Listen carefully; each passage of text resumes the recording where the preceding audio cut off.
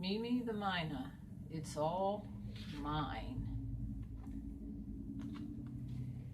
Mimi the Mynah bird lived near the duck pond. Many thought that she was called Mimi because she only knew how to say one word, me. This was not entirely true. Mimi knew two words, me and mine.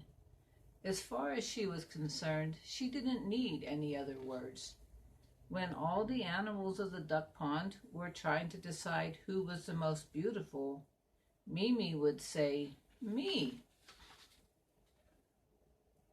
When Cookie the cockatoo asked who wanted to try her chocolate chip cookies, Mimi was the first to shout out, me. And whenever Mimi saw something she liked, she would say, mine. Are you wondering what Mimi said when it was pond cleanup day and Mayor Mallard asked for helpers? Well, Mimi just didn't say anything at all. Mimi didn't think she needed anyone or anything. That was because she owned, you know what she owned, don't you? She owned a mine, of course. When she had first seen the mine, she thought she wouldn't have to share it with any other birds, as she might a tree. She claimed the mine for her own, saying, mine, and she placed a strong lock on the door. As you can imagine, Mimi was not the most popular animal at the duck pond. There was at least one animal in the duck pond who did care about Mimi. That was Charity, the church mouse. Every time she saw Mimi, she'd greet her with a smile. As poor as Charity was, often she would offer Mimi a cup of tea. Mimi would smile and say, mine. Grumpy the grouse thought Charity was a little crazy to care about Mimi. He complained to Charity about this. Why in the world are you so nice to Mimi, Charity? Grumpy would grouse. She's the most selfish animal I've ever met. She doesn't think she needs anyone. But Charity would smile and say, oh, I think she does. And you know what else, Grumpy? I think we need her too. Every animal has some special purpose, Grumpy. Someday we'll find out Mimi's purpose. One summer, there was a very bad drought. With so little rain, many of the animals didn't have enough food. So Robbie the Red Cross Rabbit was seen a lot that summer, going from house to house, asking for helpers. You know who helped out the most, don't you? It was Charity, of course. She was always bringing fruit or cake or nuts to drop off at her neighbors' houses. And what about Mimi? Well, Mimi always managed to be somewhere else when Robbie came around. As dry as everything became, there was a growing threat of fire. Fearless went around making sure that everyone was prepared. One dry, windy day followed the next. The sun burned down on the brown grass. Leaves curled up at the edges. The animals knew it was just a matter of time before there would be a major fire.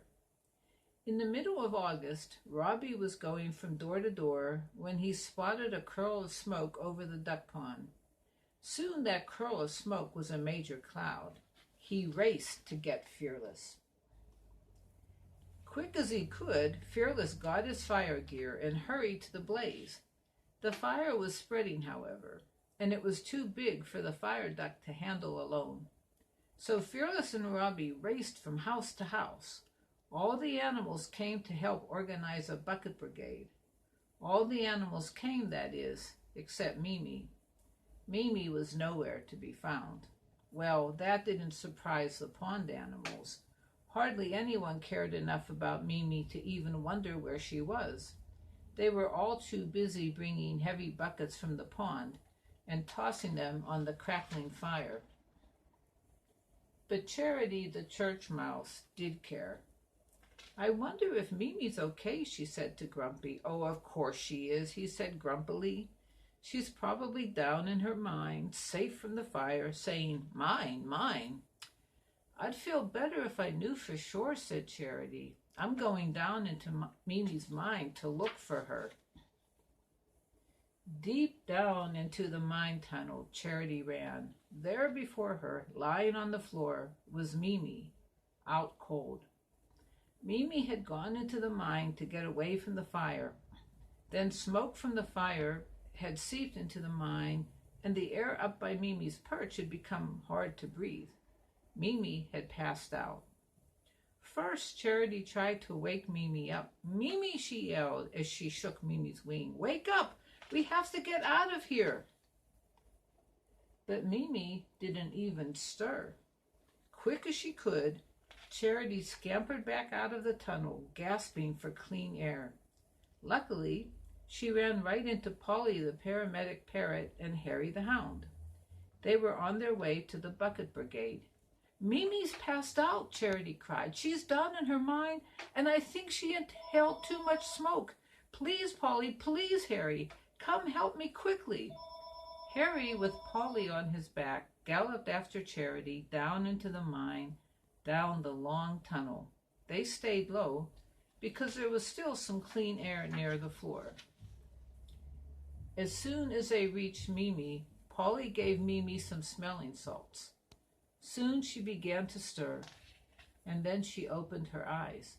"Me?" she asked feebly. "You," Charity smiled. Charity and Polly helped pull Mimi onto Harry's broad back, and together they all raced back out of the mine. The fire was still burning, and the animals had to work hard to stop the fire. Some were beating the fire back with branches, others were digging trenches so the fire couldn't leap across and spread. Still others kept working on the bucket brigade. Now, even Mimi helped. She carried water in her big long beak and spat it out over the flames until they sizzled down. Little by little, the fire began to die out. As one blaze would go out, they would turn to another. At last, they had the fire under control, and finally, the last of the fire was out. The pond was in a very sad state. Most of the animals hadn't had enough to eat even before the fire because of the long, dry summer. Now, many of them didn't have shelter. They stood around in silence, staring at the ashes and the cinders that had been their homes. Charity walked over and stood beside Mimi. In a quiet voice, she whispered to Mimi and told her how much the other animals were suffering. At first, Mimi didn't say anything. She thought and thought. She almost seemed to be looking for a new word. Then Mimi began to smile. The other animals were shocked. What was there to smile about? But Mimi had a plan. She beckoned with her wing, asking the other animals to follow her. Over at the edge of the pond was a map of the duck pond. Mimi dusted her sooty feathers off, letting go a little puff of ash. Then she pointed to her mine, marked with an X on the map. She smiled at her new friends. "Ours," she said shyly. "Ours." Thank you for listening.